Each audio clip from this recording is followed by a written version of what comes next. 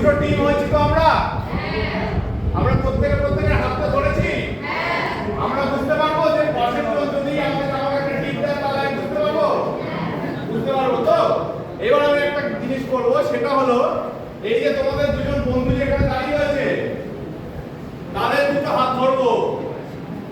এইবার এই যে চাপটা আমি দেব এইভাবে তোমরা যত তাড়াতাড়ি এইখানে এসে আসতে পারবে, এই যে দুটো দাদারা এইখানে একটা করে হাত দেবে।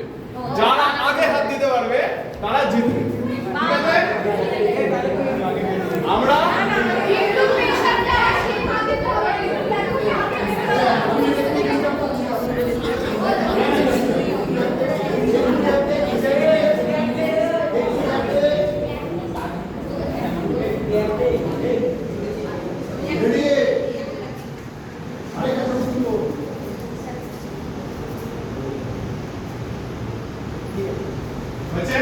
ক্লিয়ার? সবাই বুঝতে পেরেছো? কে কে বুঝতে পারোনি? সবাই বুঝতে পেরেছো তো? হ্যাঁ, সবাই এই বুঝছো না? ওই লাইনটাকে ফলো কর, আমি এই লাইনটাকে ফলো করি, এবার মাঝখান থেকে মুভি করতে বলছি। এই খেলাটা আমরা কেন খেলছি বলো তো? আমরা বিভিন্ন ক্রিকেট দেখি তো, ফুটবল দেখি, এই তোমরা নিজেরাই সবটা আমরা তো একটা টিম হয়ে খেলি। তাই আমরা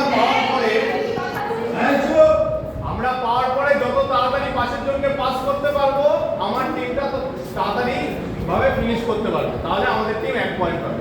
কেউ চোটটাও করো না, কারণ আমি কখন এইখানে চাপ দেবো সেটা আমি জানি, তো তুমি তার আগে দিতে পারবে, বুঝেছো? চলো শুরু করছি। চোখ বন্ধ, প্রত্যেকের চোখ বন্ধ। আমি জানি পিট করে সবাই দেখবে, একটু দেখার চেষ্টা করবে, কিন্তু দেখে কোনো লাভ নেই। চোখ বন্ধ, শান্ত, হাতটা শক্ত করে যাতে টিপ দিলে বোঝা যায়। কেউ মাথা চুলকিও না, তাহলে কিন্তু হাতটা সরে যাবে। শান্ত, আমি দিই তো নি।